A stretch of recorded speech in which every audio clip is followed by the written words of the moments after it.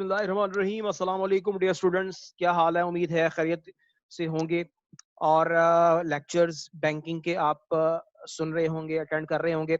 मैं जनाब आपको वेलकम करता हूं to superior learning management system from head office. मेरे साथ आपका सब्जेक्ट है प्रिंसिपल्स ऑफ बैंकिंग का और जनाब हम चैप्टर नंबर 1 डिस्कस कर रहे हैं जिसमें आज हमारा सेकंड लेक्चर है। तो मैं आपको अगेन फहीम शाहीन आपका बैंकिंग का टीचर वेलकम करता हूं। उम्मीद करता हूं कि आप खैरियत से होंगे। आज का डियर स्टूडेंट्स हमारे पास क्वेश्चन है important documents of a bank. तो जनाब जैसा कि आप लोग जानते हैं there are 3 important documents of a bank, जिसमें हम नंबर 1 बात करेंगे मेमोरेंडम ऑफ एसोसिएशन। आप पार्ट 1 में भी इस बात को पढ़ चुके हुए कि किसी भी बैंक या कंपनी के जो सबसे ज्यादा इंपॉर्टेंट डॉक्यूमेंट होते हैं वो 3 होते हैं, जिनमें नंबर 1 मेमोरेंडम की बारी आती है, नंबर 2 आर्टिकल्स ऑफ एसोसिएशन और नंबर 3 प्रोस्पेक्टस। तो आज का हमारा लेक्चर है about the important documents of a bank from chapter number 1। तो सबसे पहले क्वेश्चन रेज होता है, what do you mean by memorandum of association? इसको समझें, ये है क्या, फिर हम स्लाइड से बात करते हैं, पहले इसको समझें। बेटा याद रखें कि कंपनी या बैंक, चूंकि बैंक्स भी कंपनी ऑर्डिनेंस के मुताबिक बनते हैं, तो बैंक के 3 इंपॉर्टेंट डॉक्यूमेंट्स होते हैं, जिनमें जो सबसे ज्यादा इंपॉर्टेंट डॉक्यूमेंट है उसका नंबर 1 होता है, जिसे हम मेमोरेंडम कहते हैं। मैं इसको समझा रहा हूं। Memorandum is the most important document of the bank. इस डॉक्यूमेंट में बैंक के राइट्स, बैंक की पावर्स और बैंक के ऑब्जेक्टिव्स बयान किए जाते हैं। यानी बैंक के क्या हकूक हैं, बैंक के क्या इख्तियारात हैं और बैंक की तश्कील का मकसद क्या है। अगर आप जानना चाहें तो आप उस बैंक के मेमोरेंडम को जनाब पढ़ सकते हैं। तो मैं सबसे पहले आपसे बात करूंगा मेमोरेंडम ऑफ एसोसिएशन की। इसको डिफाइन कर रहा हूं। Memorandum of association is a document which determine the rights, powers and objectives of the bank. तो समझाया क्या है? समझाया ये है कि मेमोरेंडम एक ऐसा डॉक्यूमेंट है, एक ऐसी दस्तावेज है जिसमें बैंक के राइट्स, पावर्स और ऑब्जेक्टिव्स की बात की जाती है।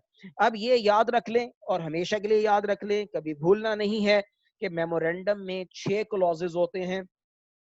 Name clause, head office clause, number 3 object clause, number 4 liability clause, number 5 capital clause and association clause. अच्छा, ये क्लॉज कहते किसे हैं? क्लॉज का मतलब पैराग्राफ। क्लॉज का मतलब उर्दू में शिक, शिक का मतलब पैराग्राफ, जिसमें कोई सेंटेंस लिखा हुआ हो, कोई इंफॉर्मेशन दर्ज हो। तो बेटे याद रखना है आपने कि मेमोरेंडम एक ऐसा डॉक्यूमेंट है जो सबसे ज्यादा इंपॉर्टेंट है, which determine the rights, powers and objectives of the bank। And memorandum के 6 पैराग्राफ होते हैं, हर पैराग्राफ का एक नाम होता है। तो अब देखें ये कर्सर कहां जा रहा है, और मैं आपसे सबसे पहले नेम क्लॉज की बात कर रहा हूं। तो लाजमी बात है कि नेम क्लॉज का जो पैराग्राफ होगा उसमें बैंक का नाम होगा। बैंक का नाम यूनिक होना चाहिए, अच्छा होना चाहिए, शॉर्ट होना चाहिए, पब्लिक जल्दी से याद रख सके। और किसी एग्जिस्टिंग बैंक का नाम आप दोबारा नहीं रख सकते कि एचबीएल है तो हम रख लें जनाब एचबीएल सेकंड जनरेशन बैंक के जी, हम एचबीएल के नाम से ही एक बैंक और ओपन करने जा रहे हैं, ऐसा नहीं। So name clause contain the details about the name of the bank. Name of the bank should be selected carefully and it must not be similar to any existing bank. दूसरा paragraph होता है head office clause, जिसमें head office का address दिया हुआ होता है, बताया हुआ होता है किस प्रोविंस में है। इसमें ये जो 28 डेज आपको नजर आ रहे हैं, मैं सिर्फ ये बताना चाहूंगा कि अगर बैंक ने अपना हेड ऑफिस, उसका एड्रेस चेंज करना है तो रजिस्ट्रार को विद इन 28 इंटीमेट करना, रजिस्ट्रार को रजिस्ट्रार को 28 दिनों के अंदर अंदर इंटीमेट करना, इन्फॉर्म करना जरूरी होता है। तीसरा पैराग्राफ है जी object clause. Object clause provide the detail about the purpose for which the bank is incorporated. All the actions of the bank against this clause considered unlawful. कि जनाब मकासद की शिक में ऑब्जेक्ट क्लॉज में बताया जाएगा कि बैंक को किस मकसद के लिए बनाया गया है और बैंक अपने मकासद के मुताबिक परफॉर्म करेगा, और कोई भी ऐसा काम जो मकासद के खिलाफ होगा बैंक के लिए वो इलीगल तस्वुर किया जाएगा।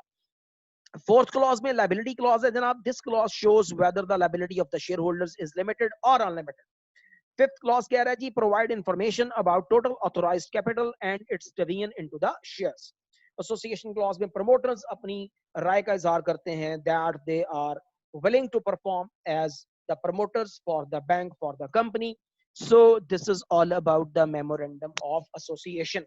अगर मैं इसे समराइज करूं तो मेमोरेंडम सबसे इंपॉर्टेंट डॉक्यूमेंट जो कि डिटरमाइन करेगा राइट्स, पावर्स एंड ऑब्जेक्ट्स, और इसके 6 क्लॉजेज हैं जो आपके सामने हैं। देन हम बात करते हैं जी आर्टिकल्स ऑफ एसोसिएशन। याद रखिएगा it is the second important document of the bank which includes the rules and regulations necessary to run the company and to govern the internal affairs of the organization. जनाब articles of association के कोई आपकी book में 18 contents हैं, first chapter देखेंगे तो आप उसमें से कोई से 10 से 12 कर लेंगे। All these are the contents of articles, जिसमें बताया जाएगा कि बैंक का टोटल कैपिटल कितना है, उसे कितने शेयर्स में डिवाइड किया गया है, टाइप्स ऑफ शेयर्स कितनी है, शेयर्स की वैल्यू क्या है, और कैपिटल को कैसे चेंज किया जा सकता है, rights of share holders, name and number of directors, powers and duties of directors. All these are the contents of articles of association. तीसरा है जी प्रोस्पेक्टस, मतलब इनविटेशन। प्रोस्पेक्टस मीन दावत, किसकी तरफ से, किसको, कंपनी की तरफ से पब्लिक को। यस, इसमें क्या किया जाता है, प्रोस्पेक्टस बैंक इशू करता है, प्रोस्पेक्टस कंपनीज इशू करती हैं, जिसमें आवाम को दावत दी जाती है कि वो आकर कंपनी के बैंक के शेयर्स को परचेज करें। Prospectus is a document advertised by the bank for raising the capital. In this document, general public is invited to purchase the shares.